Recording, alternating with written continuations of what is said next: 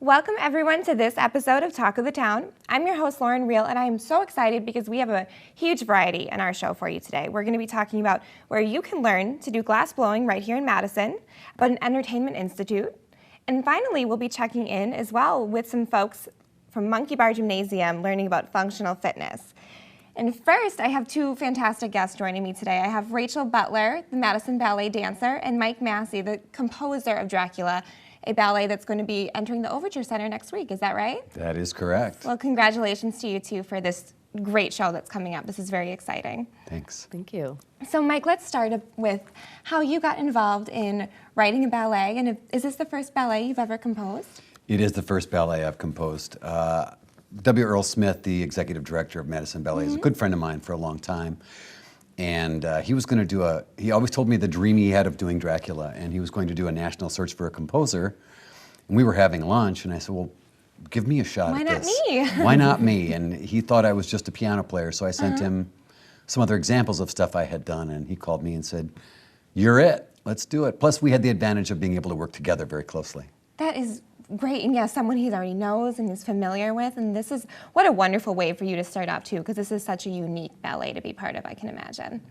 Yes. So now, Rachel, you're a dancer, and you've been with Madison Ballet for a very long time, like you said, almost since it began. Yes. So can you tell me how it might be different to be a dancer in something like Dracula versus maybe the classic Christmas production of the Nutcracker? Well, first of all, the choreography is very different. You know, in something like Nutcracker or Cinderella, which we did last season, it's very classical. You have your typical lines for ballet and things like that. With Dracula, you kind of get to explore a totally different set of steps outside and vocabulary. The box, definitely. Yes, yeah, New and so steps, new vocabulary. Mr. Smith totally changed. We have a totally different vocabulary for Dracula. A lot of lines that, you know, a lot of dancers we would say are like ugly lines, but it's fun to kind of. Classically, you know, true to the the ballet world. They're newer and, like you said, maybe not inside the box. Yeah, and also because you're creating this character like a vampire, Right. or even Lucy, who transforms from a human being to a vampire, gets, you know, Dracula attacks her and all of that.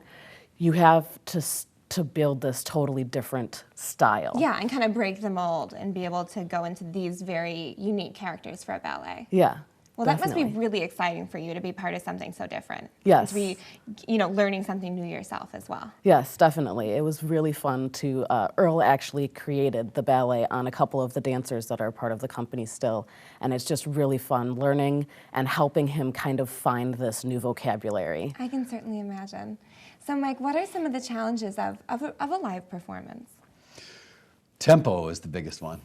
Tempo is making it, when you're just playing rock and roll in a club or in a theater, and you're playing for yourself, you don't have to worry too much about that. But with tempo, it needs to be, because the choreography works in a certain way.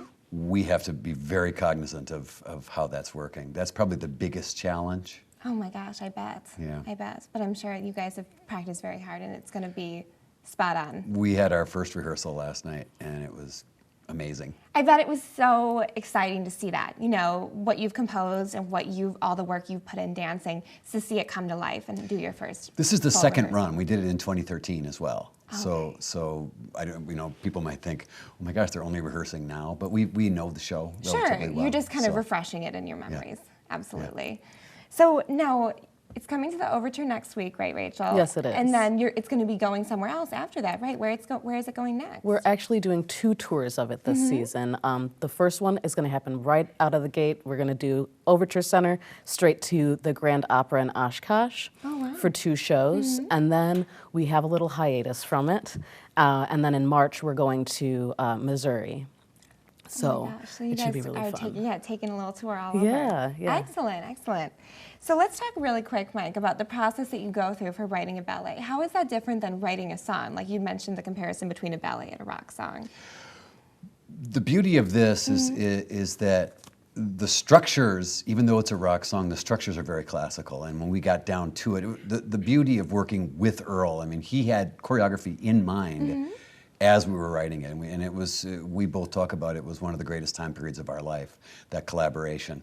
That's fabulous. He'd come up with an idea, and I would give him an idea back, and he'd say either yay or nay, but then he would restructure it as we got closer towards actually putting the ballet to fruition. I like that. It sounds like there was a lot of kind of back and forth inspiration as well there.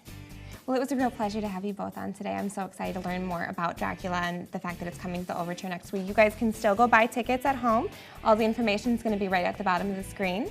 This is Mike Massey, the Dracula composer, and then Rachel Butler, a Madison ballet dancer. Thank you both for coming on. We'll be right back with more Talk of the Town.